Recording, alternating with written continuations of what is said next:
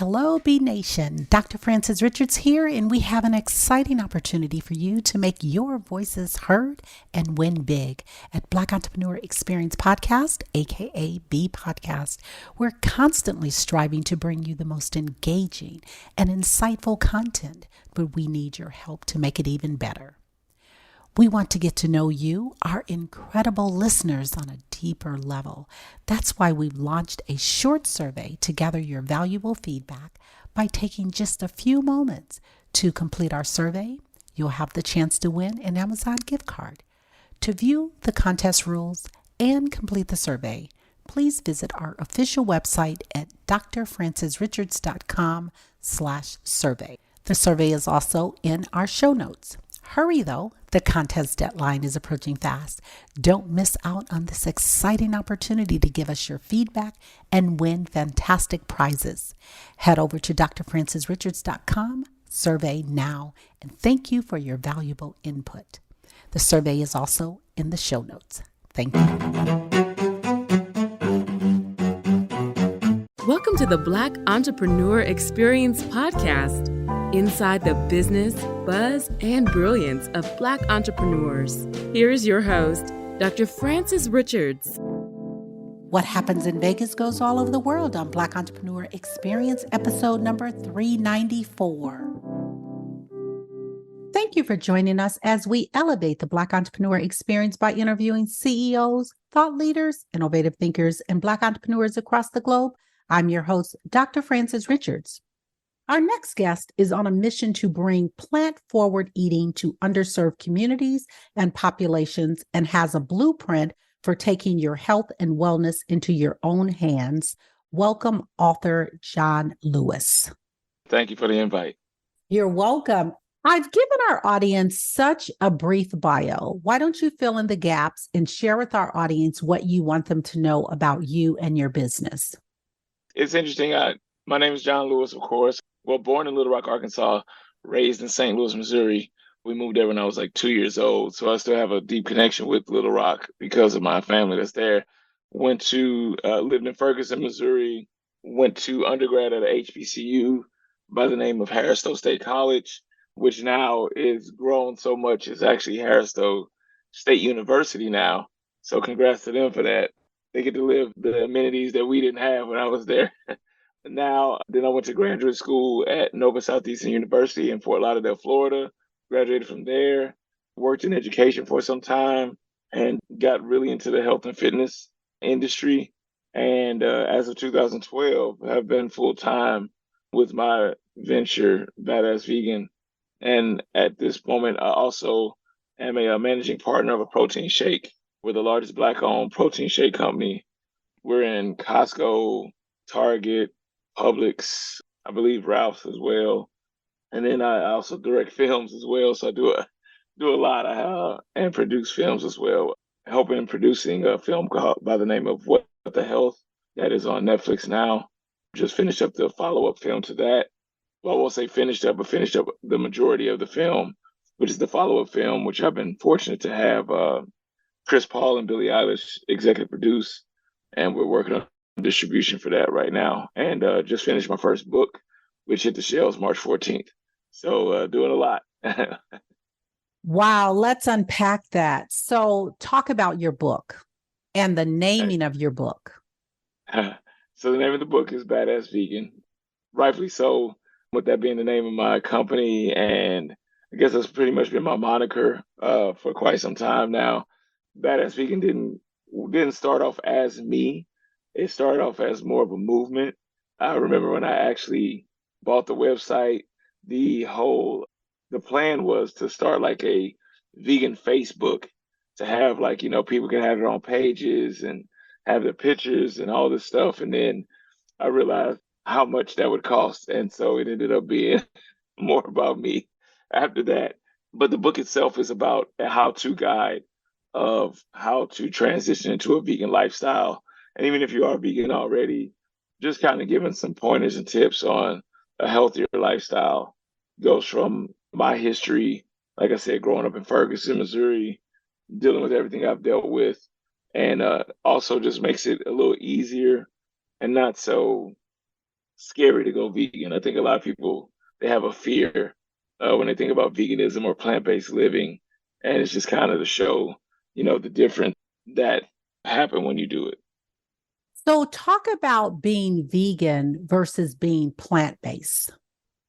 Yeah, there's been some blurred lines over the past. For the most part, veganism is you don't eat or drink or wear anything that is a product or byproduct of another animal. Plant-based, on the other hand, may eat primarily plants. There are some people that claim to be plant-based, but they'll still have a steak every now and then. Or there's some people that may be plant-based, but they still might wear leather or fur. So there's a little distinction between that. And sometimes plant-based, they still might eat or drink dairy or butter or things like that. So when it comes to veganism, it's a more regulated, I guess you could say. I don't like the word strict. It's just more regulated as far as like you don't involve in any animal products or byproducts of the animals at all. So, are you full-blown vegan or Yes, plant-based? yes, full blown vegan. I don't wear leather. I don't wear fur. I don't drink milk. Don't drink dairy. Don't eat fish. Don't eat chicken. Anything that comes from an animal or the byproduct of an animal, I don't consume or wear. And talk about your protein shake. And I want you to talk about it from what is the name of it, but also it's completely vegan and the taste. Yes. So taste is important. I'm glad you said that actually, because I think a lot of people think veganism and they're like, that's gonna taste bad. It's like, no, I was not vegan my whole life. So I've been vegan 16 years now. And I can tell you if it doesn't taste good, I'm not eating it myself. So the name of it is Nature Aid. That's our parent company. And then we have a sub brand by the name of Vegan Smart, that's the brand that's in Target and Publix and a lot of grocery store chains. Our Nature Aid weight loss shake is actually in Costco. That's the one that's solely in Costco. You won't find it anywhere but Costco. But you can also order it on Costco.com. I learned something new once we got in there that you don't even have to have a membership to order from Costco.com. A lot of people don't know that. So if you see something at Costco, you don't have a membership, you don't want to pay for it, just go on the website and order it, and you can get it, including the shake itself. But I will say it's 25 grams of protein, no soy, no dairy, no gluten, no GMO, no artificial flavors or coloring. It tastes very, very good. Right now, we just have the vanilla flavor and the one that's in Costco, and that's the Nature Aid. But if you're talking about the Vegan Smart, then we do have chocolate, wild berry, and vanilla for that one.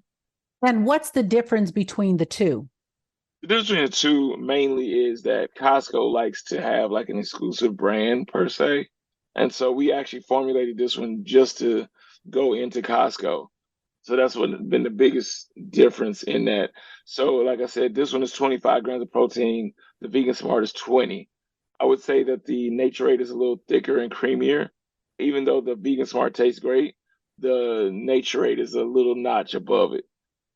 And someone that is interested in weight management, are you using the protein shake as a supplement, as a meal supplement, or are you using it to enhance your nutrition? I always say it depends on the goal of the person. You can use it whether you're trying to lose, gain, or maintain. I always say if you're trying to lose weight, then you could use it as a meal replacement and replace one or two meals when you're doing that. I'll never ever recommend that you just drink protein shakes the whole day. I see people do that, and I'm like, no, you still need food.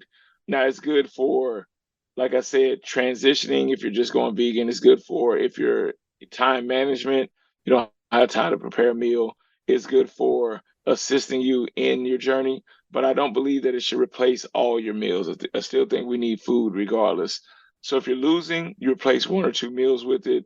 If you're maintaining, you can just kind of add it on throughout the day. And if you're actually trying to gain weight, then you definitely, like, say you have your meal, and that would be like your dessert after the meal to add to whatever you're doing. So that's the way it depends on the goal of the actual individual, and it can apply to whichever spectrum that it goes with. So, talk about John, why did you become a vegan? For me, it started with my mom was diagnosed with colon cancer. And I remember talking to the doctors, asking, how did this happen? What's going on? And that's when the doctor informed me that, this was too much animal protein, fried fatty foods. And, at first I was like, wait a minute, this isn't hereditary. And he was like, no, this is a lifestyle choice. So I didn't go vegan immediately. And I don't even think he was suggesting I go vegan, to be honest. I think he was just telling me the facts. You can go to CDC, World Health Organization, you can see it's there. So I started doing more research. And the more research I found, I just saw that it wasn't just the cancers. It was also like the hypertension, the heart disease. It was so many things linked to this animal protein in our body that I was like, well, let me just eliminate this. I always say I'm a big believer in learning from my mistakes, but I'm a bigger believer in learning from other people's mistakes as well. So, unfortunately, it was my mom that went through that. But when that happened, I transitioned out of it. And how's your mom doing? She actually passed away in July, but when she was diagnosed with the colon cancer, she did live another 13 years after that. So that was amazing. Yeah, and so sorry for the loss of your mom. I appreciate it. Yeah, definitely. Talk about going vegan, plant-based, however, and the dirty side of it. And when I say the dirty side, there are people who are going plant-based, but they're giving up meat, but they're still holding a lot of mass in terms of Mm-hmm. a lot of weight. And some are even gaining weight because of the choices that they're making. Talk about that. Right. Well, that's the thing. When you're holding on to weight and you're trying to lose weight, you got to remember that just because you went vegan doesn't mean you're going to be healthier. There's vegan cakes, cookies, pastelitos, whatever you want to go with. It's vegan everything. It's vegan fried food. It's vegan. That's the gift and the curse of living in the age that we're in. If you want a burger, you can go get a vegan burger. You want vegan lasagna, you can go vegan lasagna. You can get whatever you want. So I always say, your transition, depending on what you want to do, you still have to have some self-control with it. I think a lot of people think, oh, I went vegan to get healthier, but they're still eating French fries and not saying that these things are evil, but you also have to eat in your goal. Like if your goal is to lose weight, you can, in all honesty, you can eat the vegan burger, the vegan fries, the vegan cakes and cookies, but those calories and those macros have to fit in your goal as well too. So you can't eat until you're like just ready to go to sleep every time. You got to actually like monitor that. Like, okay, this cheeseburger that I'm gonna have, this vegan cheeseburger, how does it fit into my proteins, my fats, and my carbs? I maybe only half the burger today, and just to feel that taste and move on. A lot of times people just think, the ego takes a big role in our lives, and it'll tell us we can do so many things that we know we shouldn't be doing, but we'll just keep doing it.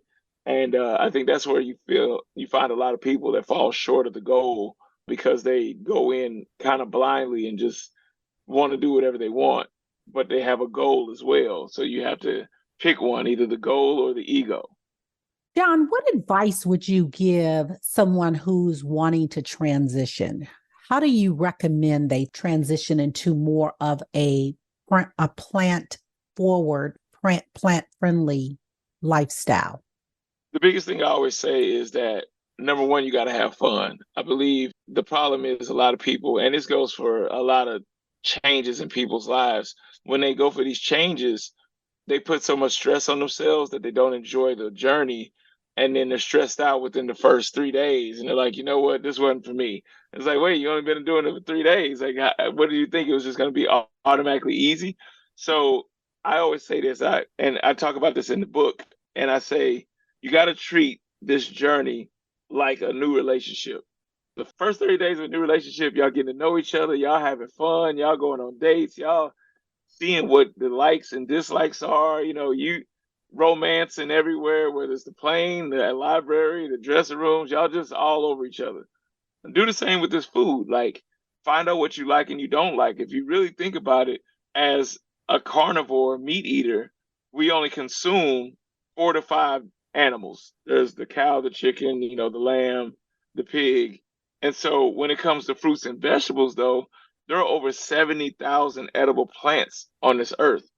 With that being said, have fun. Go see what you like. Go see what you don't like. You'll be amazed at the things that you probably thought were nasty that were amazing. And you're probably gonna find some things that just don't taste good to you either. There's a fruit by the name of durian that I can't stand. I'm sorry. I'm vegan, but I can't. I don't care what anybody does to it, how they cook it, how they prepare it. I can't do it. But I will say, once I started exploring, until I moved to Miami, I had never had a plantain, an avocado. I never had a real mango before. So there's so many artificial things that we always have that we don't even think about it. But to eat those natural things, I didn't even realize I had pineapple until I moved to Florida. I would always have like pineapple soda, pineapple candy, things like that. But if you explore and have fun, the journey's gonna be so much easier. And then you do that for 30 days. I always say do that for 30 days. And after that 30 days, now you know what you like, what you don't like. And now this is where the goals come in, where we talk about lose, maintain, or gain. If you want to lose weight, you can eat the stuff you like, but eat less of it. And if you want to gain weight, you eat the stuff you like, but eat more of it. And if you want to maintain, you just continue doing what you've been doing for the last 30 days. And so that takes a lot of stress off of people, takes a lot of that, mind bending activity that people have to go through. Because a lot of times when people want to go vegan, they always ask me, like, I want to go vegan. I need a meal plan. I'm like, well, do you have a meal plan now? And they're like, no. I'm like, well, do you think all vegans walk around with a meal plan? Like, no, like that's not the case. Now, if you have a body goal, like literally in mind, like you want to be a bodybuilder, you want to get on stage, you want to have a certain look, then yes, then you might have to have a plan. But if you're not, if you're just looking to get healthier, that's not the case.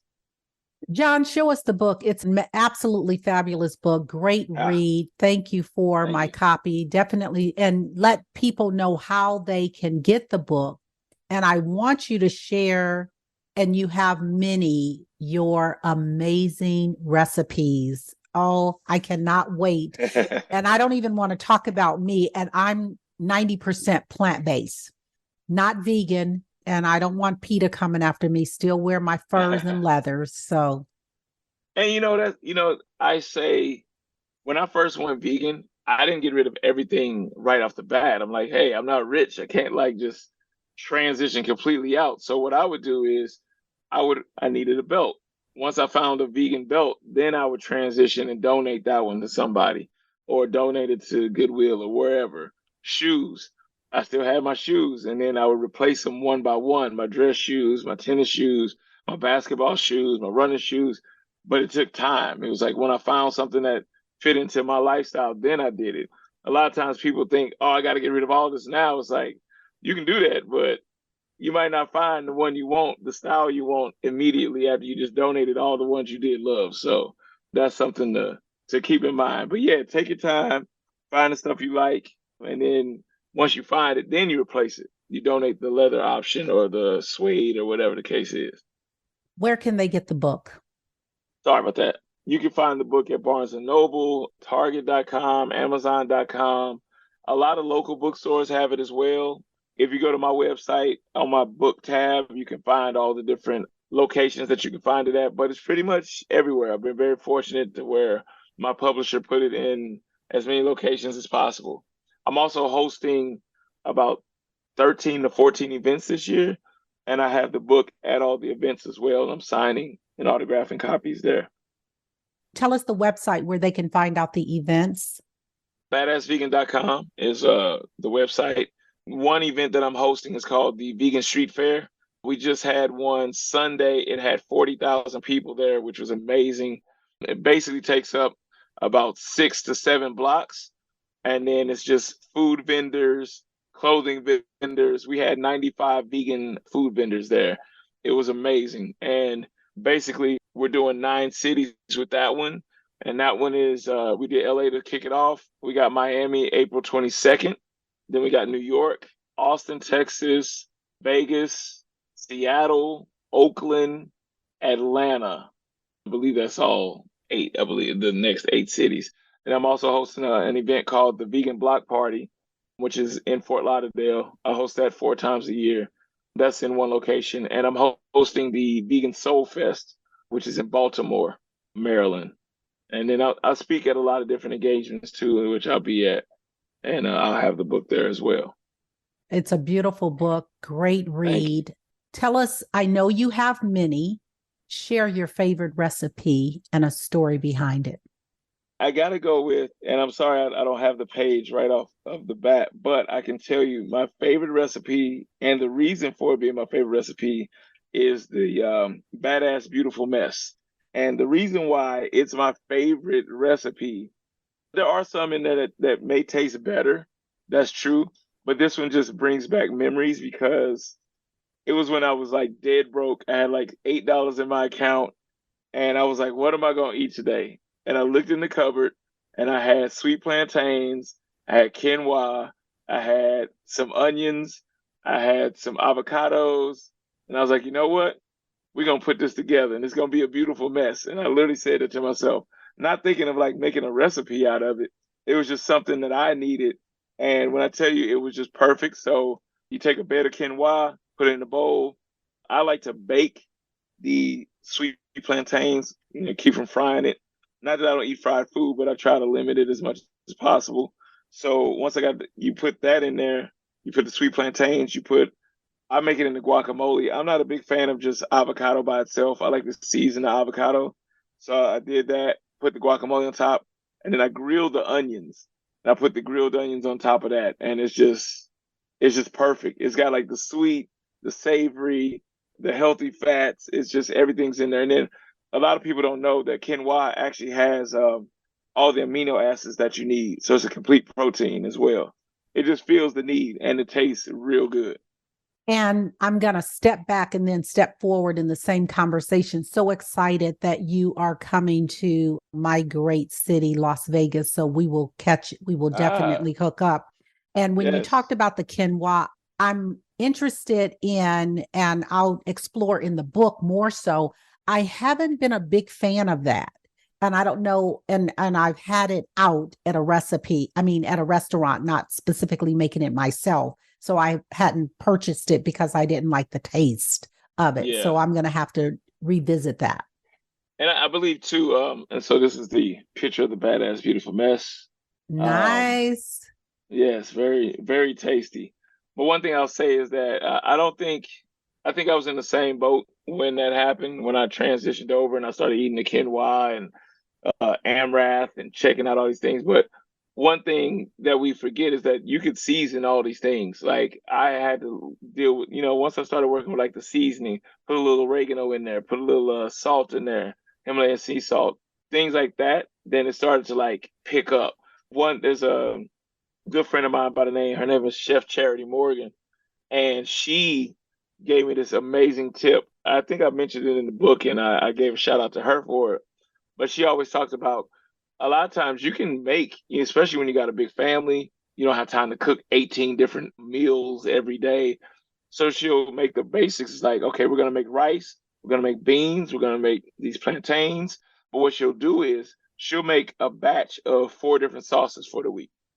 So that sauce changes the whole complex of the meal. And you're not spending a lot of money, you're not going crazy.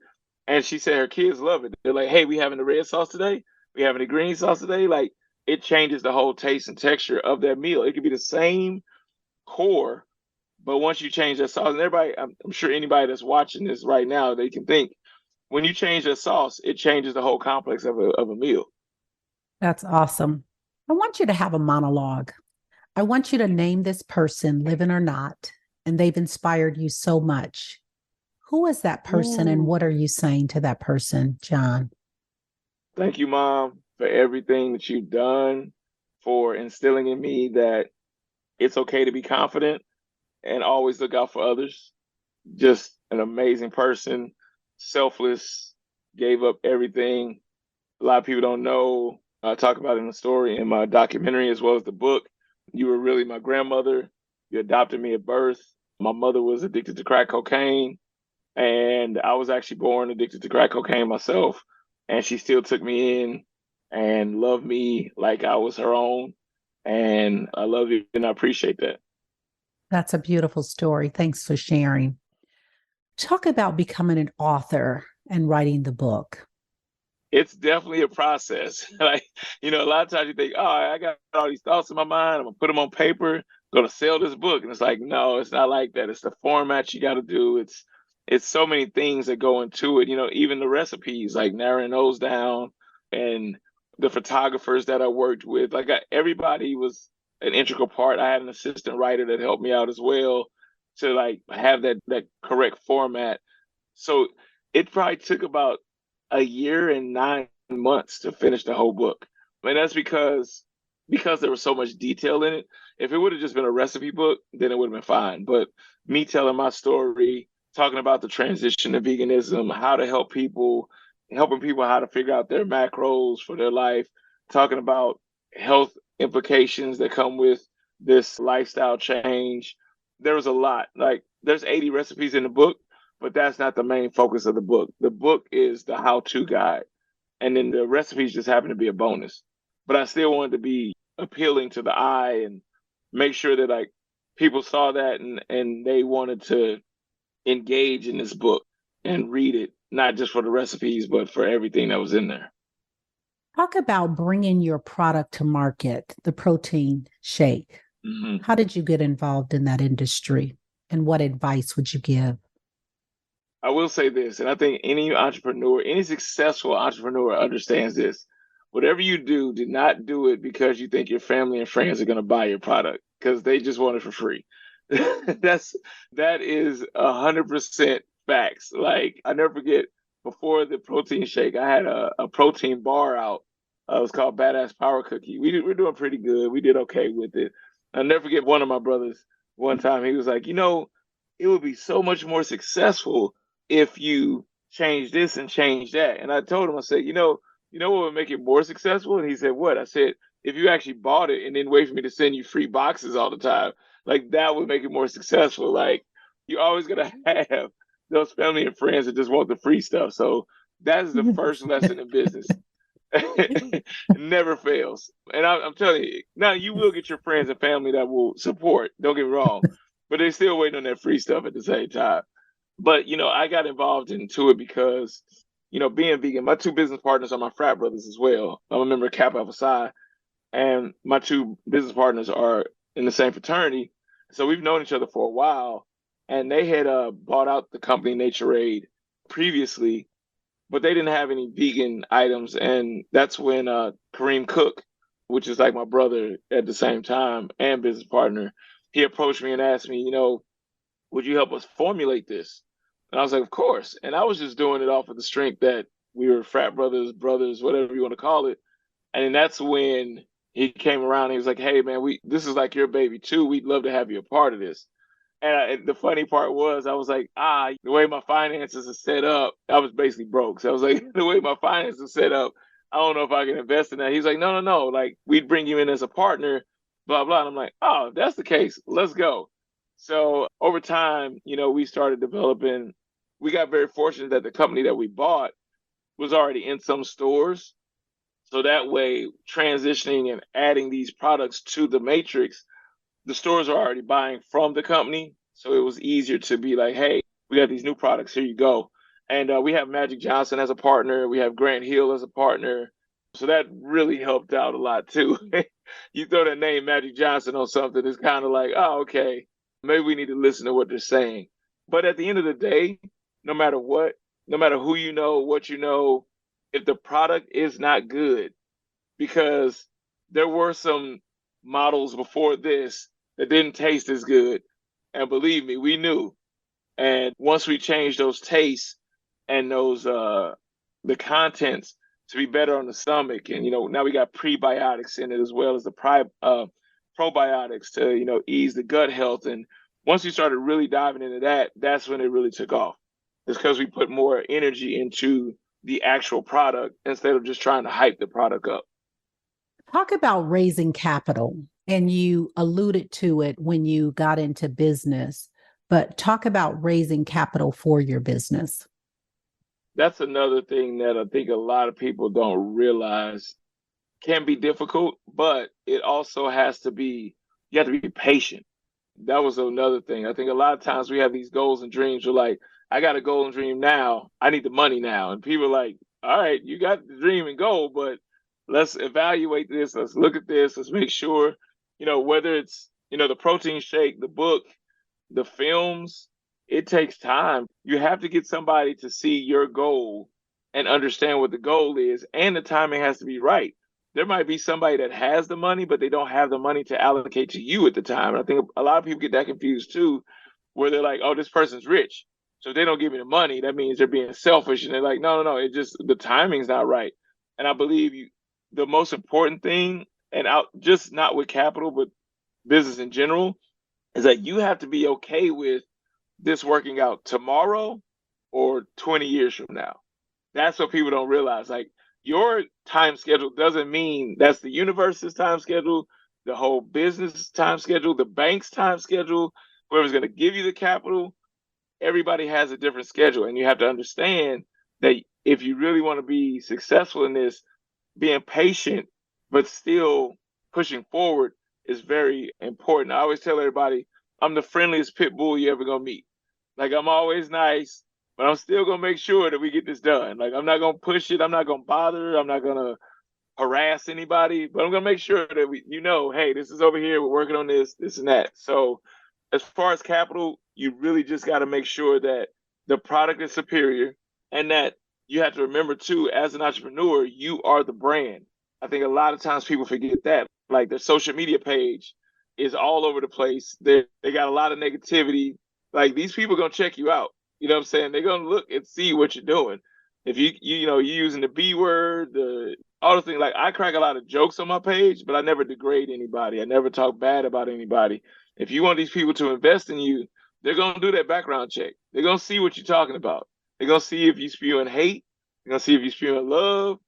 They're gonna see it all. So be wary of not just your product, but remember, you are your product as well. There are so many brands and businesses that are dominating. Talk about a brand or a business that's dominating that you admire and why. I would go with Beyond Meat. Ethan Brown, good friend of mine.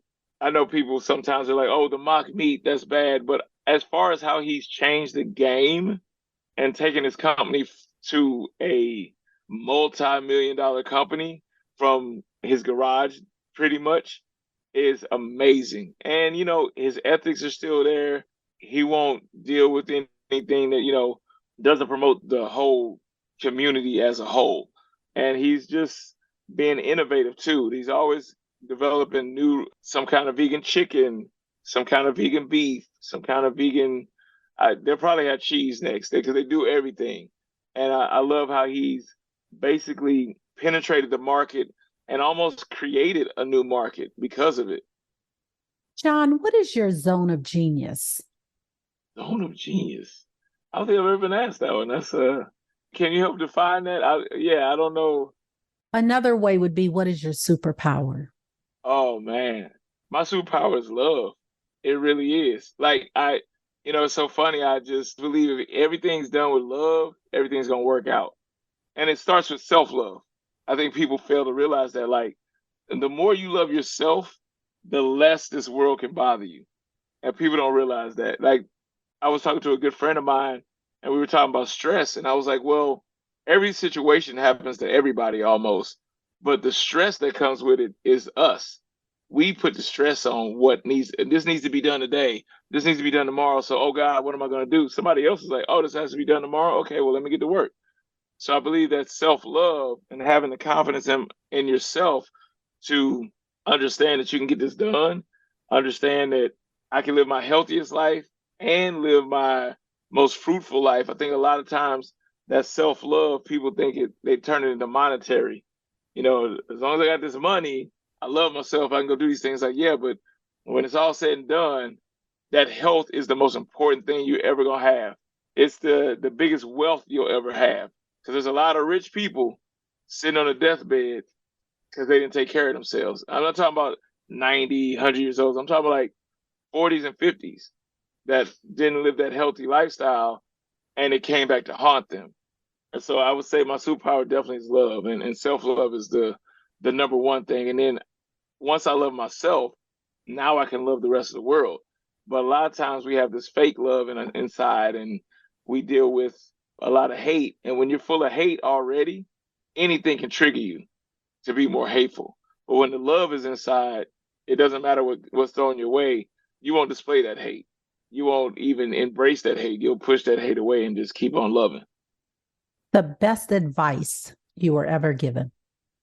The best advice was ever given. Wow, it's a lot of those. I would have to say the best advice I was ever given is do you.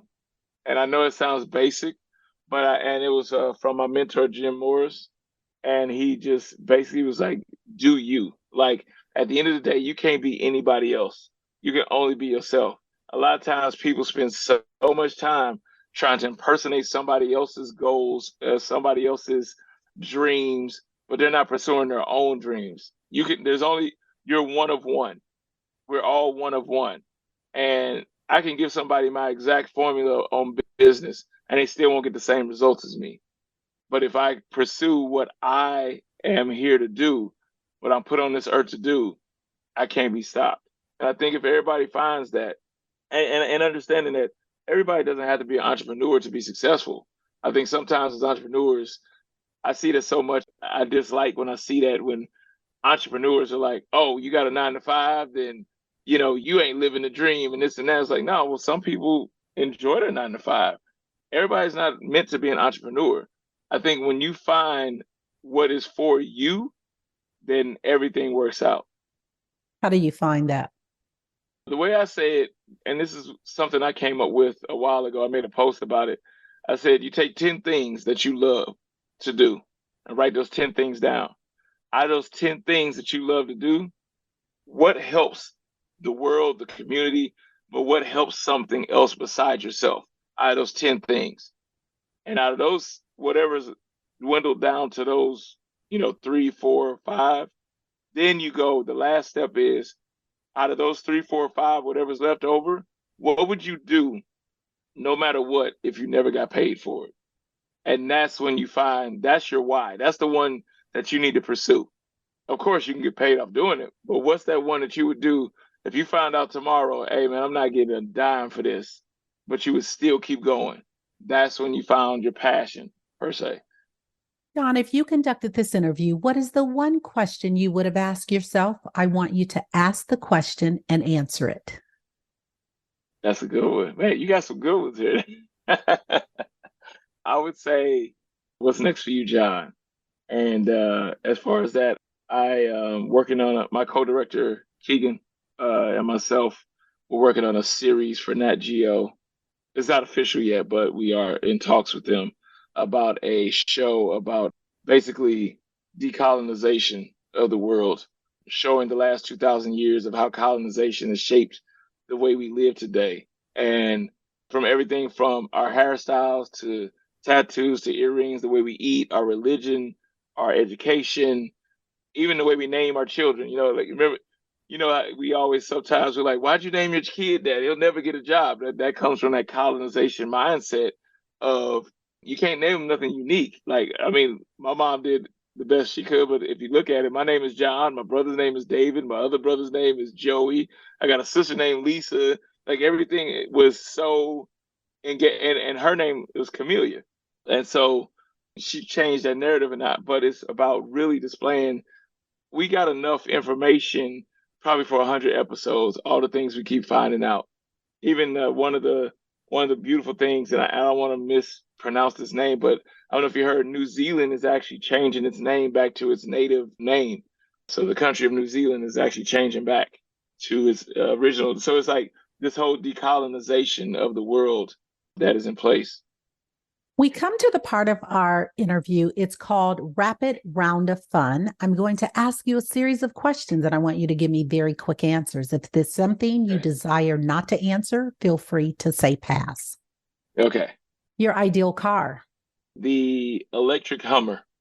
What is your comfort food? Ooh, that would have to be vegan lasagna. Oh man.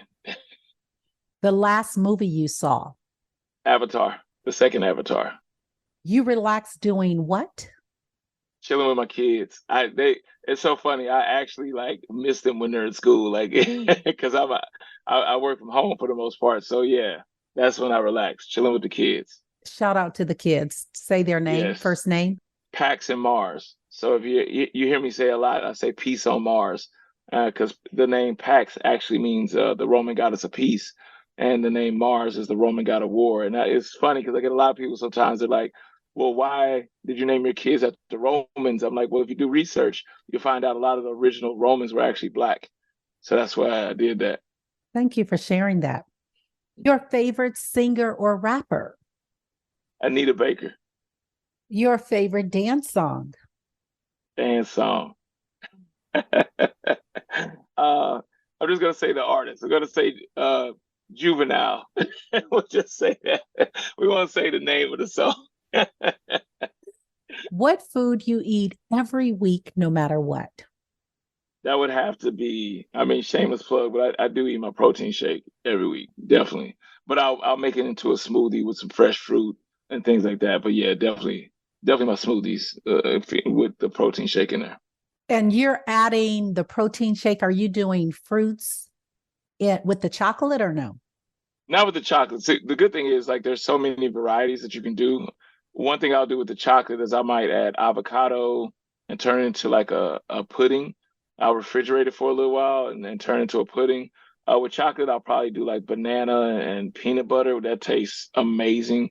And the good thing is you can bake with them too. So like sometimes I might use them in the cookies or make blondies out of the vanilla or I'll make brownies out of the chocolate. So it's very diverse, has a good profile where it can be baked as well. So it just depends on what the feeling is for that week. Are your kids vegan? They're vegan as well. Yep. Thank you for sharing that. Relax or hit the couch? Or it's really workout or hit the couch? Workout. It's crazy. I'm addicted to working out. I really am. John Lewis, thank you so much for joining us on Black Entrepreneur Experience Podcast. Before we let you go, share with our audience the best way for them to connect with you and do business with you. And feel free to leave all your social media handles.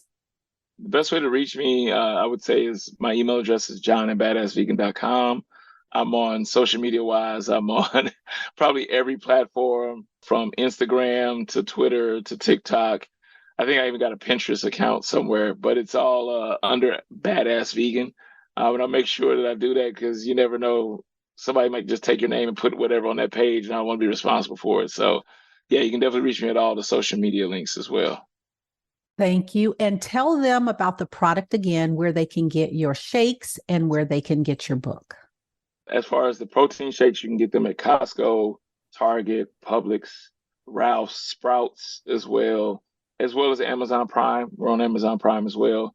And when it comes to the book, you can find that at Barnes & Noble, Target, a lot of local bookstores as well, and Amazon Prime as well. Thank you, John Lewis. That's a wrap. Thank you for listening and subscribing to Black Entrepreneur Experience. We would love for you to leave a review and rating on iTunes and share with your friends. For show notes and more episodes, go to www.beepodcast.com. Join us next Wednesday, and remember, green is the new black. So keep your bank accounts and your business in the black. Hello, B Nation. Dr. Frances Richards here, and we have an exciting opportunity for you to make your voices heard and win big at Black Entrepreneur Experience Podcast, aka Beepodcast. We're constantly striving to bring you the most engaging and insightful content, but we need your help to make it even better. We want to get to know you, our incredible listeners, on a deeper level. That's why we've launched a short survey to gather your valuable feedback.